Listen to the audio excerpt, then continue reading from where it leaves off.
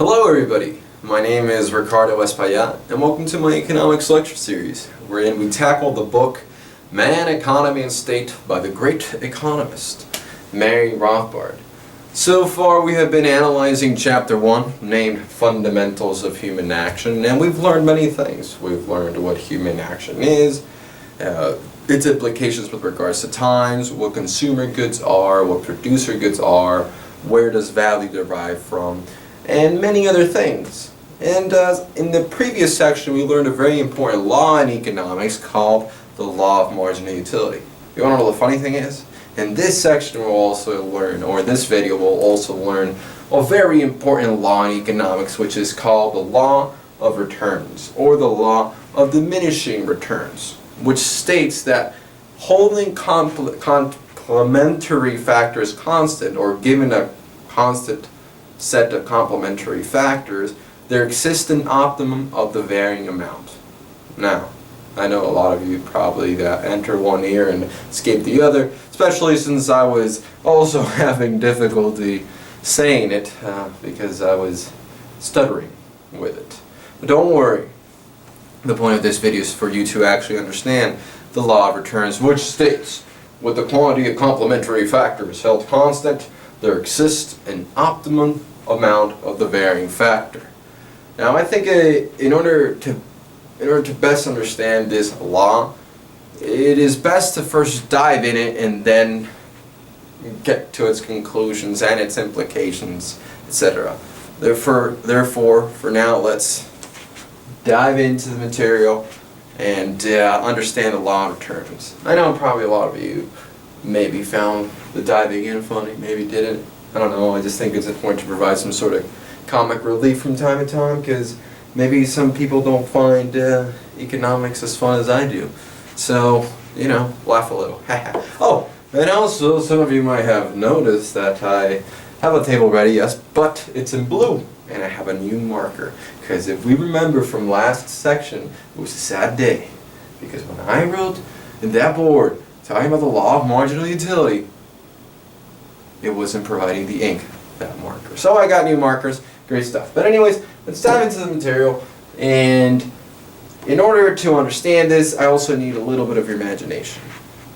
I need you to imagine that you are the owner of a restaurant, and you are brought up with the question that you have 5 grills, 5 awesome grills, huge grills, and you have a bunch of chicken, like a bunch of chicken, and you're like, I wonder how many cooks would provide me the optimum?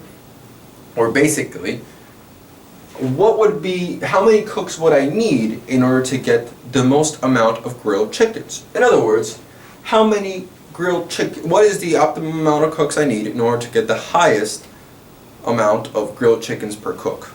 I know maybe a lot of you are like, what? In other words, we're going to figure out how many cooks we need in order to see what's the optimum amount of cooks that we need in order to get the grilled chickens per cook.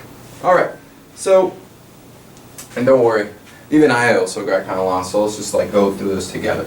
Anyway, so we have 5 grills, and what we're going to vary is the amount of cooks that we have. We want to see how many grilled chickens we make, because that's what we do, we sell grilled chicken. How many grilled chickens we made by adding additional cooks. So, when we have 0 cooks, evidently we make 0 grilled chickens. I mean, because we can have all the grills, but if there's nobody there to cook it, then we won't have grilled chicken and you won't be able to sell them. So when you hire your first cook, it so happens that you make 4 cooks, and that your average product is 4, and that your marginal product is 4. Hold up. What is average product? Basically, that's where we're trying to find the optimum. And average product is basically the grilled chickens, or your product, divided by a varying factor, which in this case is our cook. So it would be 4 divided by 1 equals 4. And in English terms, is basically how many grilled chickens per cook. So in other words, we have 4 grilled chickens per cook. In other words, 1 cook is producing 4 chickens. Yay! Now we go to our marginal product, which is basically the change in the product, in the grilled chickens, divided by the change in cooks. In other words, is how many additional grilled chickens is each cook bringing. And in this case, it so happens to be that from us going from 0 to 1, we're getting 4 additional chickens. It's a great day, guys. Great day. So we hire another cook and we get 10 chickens, and we find that our average product is 5 and that our marginal product is 6. And then we hire a third cook and we find that our grilled chicken, oh, by the way, this just slipped through my mind. This is per hour, how many grilled chickens per hour. It didn't specify, it's important, because it could be grilled chickens per year, per millennium, per whatever. We're doing per hour, grilled chickens per hour. So, here we got 18 grilled chickens per hour, and we have that our average product is 6, and that our marginal product is 8. And then we continue, we hire the fourth cook, and we get 30 grilled chickens per hour, 7.5 average product again. It basically means that each cook is cooking about 7.5. Alright, 7.5 grilled chickens per cook. Cool. And then we have that our marginal product is 12. That basically from us hiring from 3 to 4, we got 12 additional chickens. Now how is this happening? I mean, there's some crazy stuff. These cooks are just getting together, exchanging ideas, doing flip-flop, blah, blah, blah. And they go from 18 to 30. They're awesome. Alright?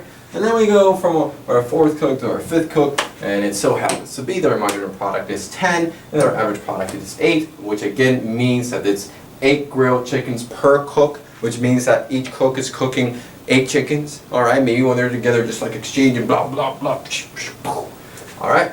And then we go 6, 7, 45, 49, blah, blah, blah. Cool. Now let's go back to our law of returns. Our law of returns stated that with the quantity of a complementary factor held constant, there exists an optimum amount of the varying factor. Optimum amount of the varying factor. Ding, ding, ding, ding, ding, ding, ding. Optimum amount is at 5 cooks because it means that at 5 cooks, each of them is producing 8 grilled chickens. Alright? If we hire that 6th cook, then that means that each one of them is producing 7.5 chickens. It's like time's up, the hour is up, and instead of the cooks giving the service 8 chickens, they're giving them 7.5. In other words, one of them has salmonella and one of them is like screwed up. Alright? Now, why does that happen? In our empirical example, it's because, let's say, because of the limited space that they have. Alright? Maybe they start bumping into each other and it's just too much. We have too many cooks. 6 cooks is just too much. 5 is the best number. Alright? They start bumping into each other and you know, it's just like they get angry and blah blah blah. Okay. So that's like the empirical example of this. But if this law is to be true, it should also apply to all examples. To not just say grilled chicken, but maybe making octopus, or making a salad, or making water, H2O, or a ham sandwich, or producing metal, or I don't know, everything. It needs to apply to everything. So in order for us to say that it applies to everything, we need to abstract it into some sort of logical argument. So let me give you that, or attempt to provide you that logical argument as to the law of returns, which states that if we hold some complementary factors constants and we just vary, there should be an optimum. Now the reason why that is, not because of the empirical example that I gave you, which is true and valid, but I need to give you like an explanation that applies to all cases. The reason why that is let's think of the contrary. Imagine that the average product would constantly be increasing as the number of cooks increased. No matter how many cooks I hired, the average product would constantly be increasing. It would go instead of from 8 to 7.5, it would go 8, 9, 10, 11, 12, 13, 14, 15, 16, 17, 18, 19, 20, 21, 22, a billion, blah, blah, blah, blah, blah, blah, blah, blah, blah, blah, blah. Alright? It would just constantly be increasing. Then that would mean that just by me increasing the amount of cooks, I can get grilled chicken, making in turn irrelevant the grills. Meaning, I just don't need grills. I just need cooks. Because I can have a billion cooks and 5 grills, and I can get all the chicken that I want. Just me saying that sounds not realistic. But the reason why this is, and the reason why it applies to everything, is because if only one factor becomes the predominant factor in production, then basically we are no longer producing. Because from what we learned in previous sections is that in order for you to produce something or to get a consumer good, you need multiple factors. It's not just one. Think of a ham sandwich. You need the bread and the ham. Alright?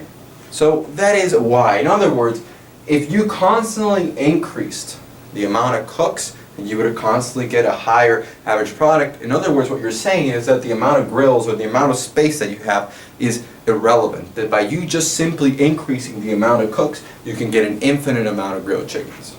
Hopefully that made sense. But if you just feel more comfortable, just know that it happens. You could be, oh, the empirical case, or just for that example, just know, okay, it's because of the limited space that they have, they start bumping into each other. But fundamentally speaking, the reason why that is because production is composed of many, it's because production depends on many factors. It's not just one. If it were just to depend on one, then it wouldn't be production. It would just be the consumer good in itself. Alright? Anyways, now there's a lot of stuff and a lot of things with the law of return, and hopefully it made a lot of sense.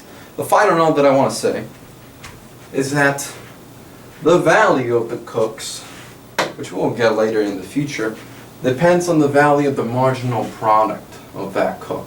And by marginal product, what I mean is how much grilled chickens that additional cook brought. So if we went from 0 to 1, so we went to 1 cook, and that cook brought us a total of 4 additional, then the value of that cook would be the value of those 4 grilled chickens. What the value of those 4 grilled chickens are, I don't know. It depends on the subjective preferences of people and the current market conditions prevailing.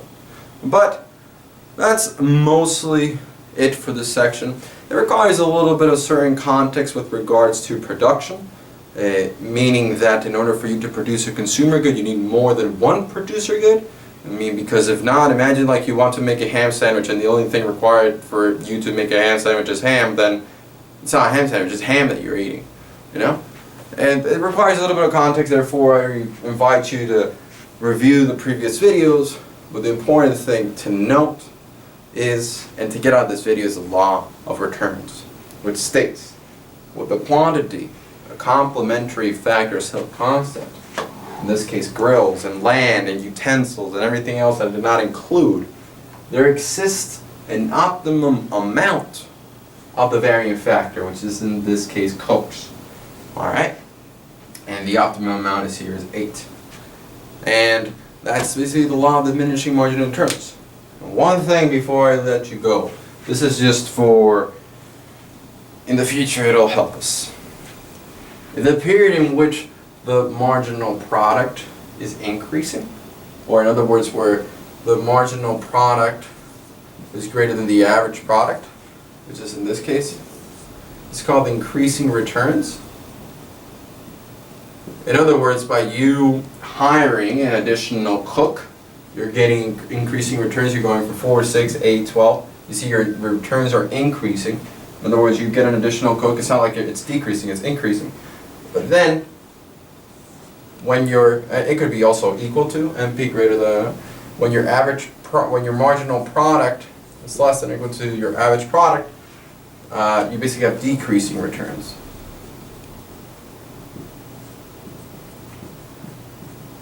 Now, don't think about it so much as the mathematical relationship, and there's also like an algebraic derivation of it. Think about it more in your day-to-day life, in the sense of your senses and your logic. Think about it in your logic. It's called increasing returns because throughout this phase, when you hire an additional worker, your marginal product is actually increasing.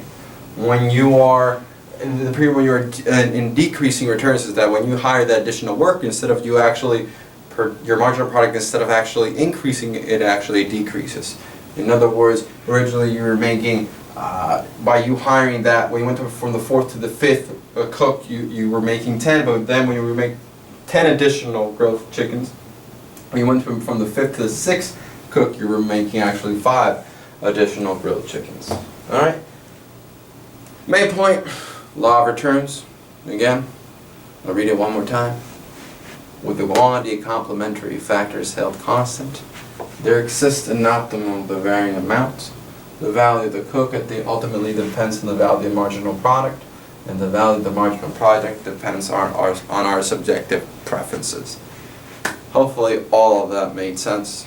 Well, let me know in the comment section if you need more, because sometimes I know with tables and a little bit of arithmetic, things can get a little bit confusing, and I really want you to understand.